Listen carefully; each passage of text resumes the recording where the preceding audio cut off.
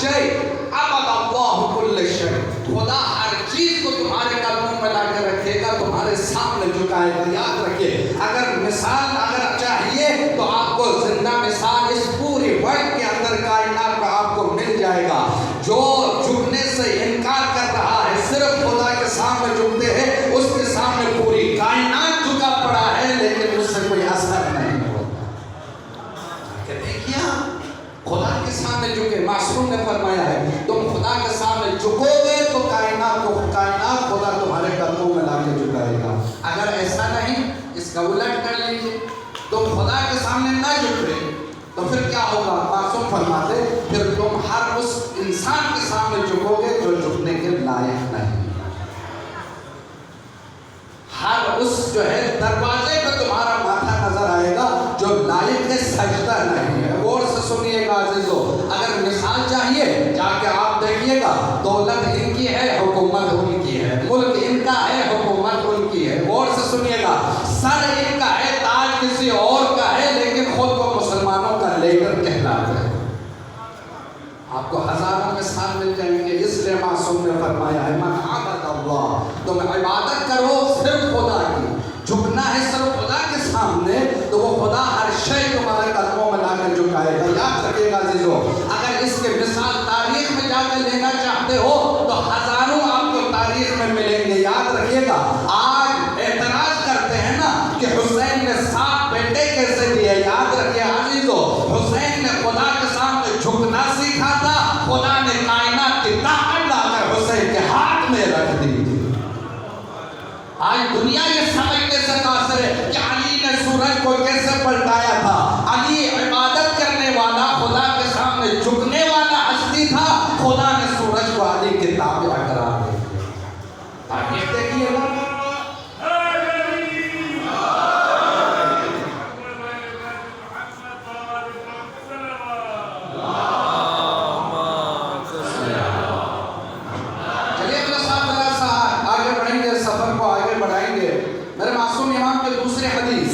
یہ حدیث یاد کر لیجئے گا، میں بار بار اس لیے دہرا رہا ہوں، من عبد اللہ عبد اللہ لہ کل شیء، یہ امام حسن کی حدیث ہے جس کی تابوت کی مجلس ہے اور 2 دن بعد جس کی شہادت کی رات ہے۔ غور سے سنیے گا، جو کوئی خدا کے سامنے جھکنا سیکھے گا، کائنات اس کے قدموں میں جھکائیں گے۔ اب میرے مولا کی دوسری حدیث اور اسی پر 2-4 کلمے اور آپ کے زحمتیں تمام۔ معصوم امام فرماتے ہیں 3 چیزیں انسان کو برباد کر دیتا ہے، اس کے دین کو ختم کر دیتا ہے، اس کی شریعت کو ختم کر دیتا ہے، اس کے ایمان کو ختم کر دیتا ہے۔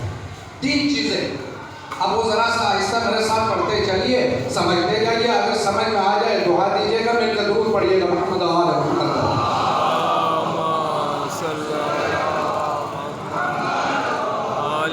اجتنبوا الکبر، دیکھیے آپ کے سنے ہوئے کلمات ہیں، اس کو ذرا سا اپنے انداز میں سمجھانے کی کوشش کرتا ہوں۔ امام حسن مجتبی فرماتے ہیں کہ حضرت انسان خود کو، اپنے دین کو، اپنے شریعت کو، اپنے ایمان کو، اپنے وجود کو، اپنے قوم کو، اپنے ملت کو، اپنے اقدار کو اگر تم نے بچانا ہے تو تکبر سے خود کو باہر لے آؤ، تکبر کرنا چھوڑ دو، متکبر مت بن جاؤ۔ غور سے سنیے گا عزیزو، لیکن ہم ہیں، اب ذرا سا دل کام کو سنیے گا، پھر مشکل جملہ کہہ رہا ہوں۔ ہمارے معاشرے میں مولوی بھی متکبر، ذاکر بھی متکبر، نوحہ خان بھی متکبر، سامع بھی متکبر۔ اب دیکھیں میں غلط تو نہیں کہہ رہا ہوں نا، تکبر ہمارے اندر کوٹ کوٹ کے بنا ہوا ہے، جبکہ ہم لائق تکبر نہیں ہے۔ اگر کبریائی اگر کسی کے لیے ہے تو صرف خدا کے لیے۔ غور سے سنیے گا، میں اور آپ تکبر کے لائق ہی نہیں ہے، جس کے لیے مولا کائنات نے یہی تو ارشاد فرمایا تھا، مجھے تعجب ہے اس انسان پر جس کا ابتدا بھی نجس ہے، انتہا بھی نجس ہے۔ تکبر کس بات کے ہے بھائی؟ تجھے تکبر کیوں کر رہے ہو؟ میرے مولا یہی تو فرما ہے کہ تکبر انسان کے دین کو بھی برباد کر دیتا ہے، خود انسان کو بھی برباد کر دیتا ہے، اس کے وجود کو برباد کر دیتا ہے، اس کی شریعت کو برباد کر دیتا ہے، اس کے ایمان کو برباد کر دیتا ہے۔ یہی تکبر ہے۔ ہمارے معاشرے میں آج ایک دوسرے کے ساتھ ہم بن نہیں پا رہے، بھائی اس سے میں بڑا۔ غور سے سنیے گا، اب اگر سمجھ میں آ جائے تو ذرا سا درود کا سہارا دیجیے، میں آگے بڑھوں۔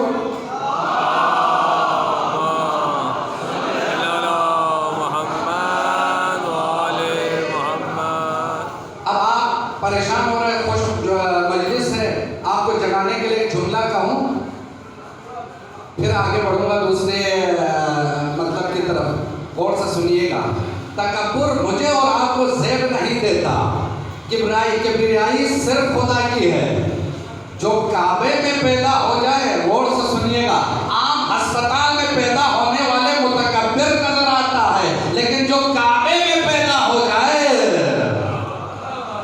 غور سے سنیے گا، جو کعبے میں پیدا ہو جائے اس کی پوری ہسٹری میں آپ 1 2 3 گن کے بتائیے علی نے زندگی میں کبھی تکبر کیا ہو، امام حسن نے زندگی میں کبھی تکبر کیا ہو، امام حسین نے زندگی میں کبھی تکبر کیا ہو، 12 کے 12 نے زندگی میں کہیں کا تکبر کیا ہو۔ غور سے سنیے گا عزیزو، اب دوسرے طرف چلیے، تکبر کس نے کیا ہے؟ تو سب سے پہلا جس نے تکبر کیا اس کا نام شیطان۔ غور سے سنیے گا، آگے بڑھتے چلیے، شداد، حامان، نمرود، غور سے سنیے گا، آگے بڑھے، یعنی آپ اب مکے میں آ جائے، ابو جہل، ابو لہب، ابو سفیان، معاویہ، یزید،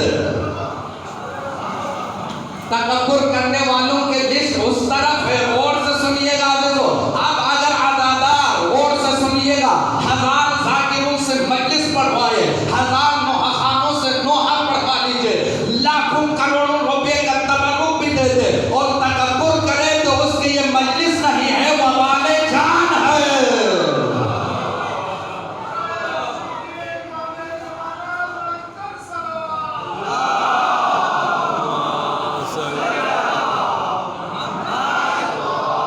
تکبر کس بات کی ہے کہ بھائی میں اچھا مجلس پڑھنے والا ہوں، ذرا بندے کم نظر آ جائے میں ناراض؟ اس کا مطلب کیا ہے؟ تم تکبر کر رہے ہو، تمہاری آواز میں ذرا سی خدا نے لہن ڈال دی، تمہاری آواز ذرا سی بہتر ہے، تم تکبر کرو گے؟ غور سے سنیے گا، مجلس حسین میں اگر میں نہ آؤں تو مجلس میں نفری کم ہو جائیں گے۔ یاد رکھیے، حسین کو تمہاری ضرورت نہیں ہے، تمہیں حسین کی ضرورت ہے۔ حسین کو تمہاری ضرورت نہیں ہے۔ یہ مجلس کل بھی زندہ ہے، آج بھی زندہ ہے، اور آگے بھی یہ مجلس ہوتا رہے گا، کیونکہ اس کا وارث موجود ہے، بے وارث نہیں ہے، وارث موجود ہے۔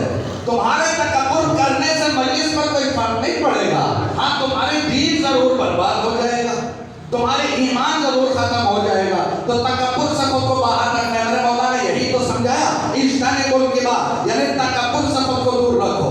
دوسری چیز، درود پڑھیے گا محمد آل محمد پر۔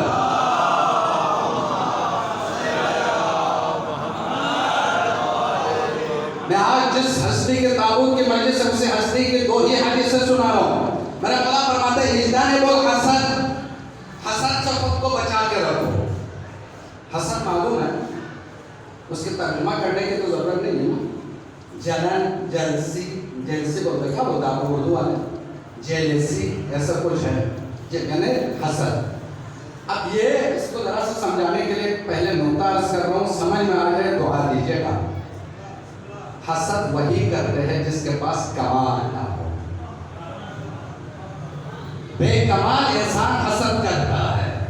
غور سے سنیے گا، دیکھیے منظور بھائی میرے پاس بیٹھا ہے، اب میں منظور بھائی کے لیے حسد کر دوں کیونکہ خدا نے اس کو آواز اتنی زبردست دی ہے، اس کی لہن اتنی اچھی ہے، اور خدا نے اس کو اتنی زیادہ جو ہے کمال سے نوازا ہے کہ کاش میرے پاس بھی ایسی آواز ہوتی۔ منظور بھائی مجھے دیکھ کے حسد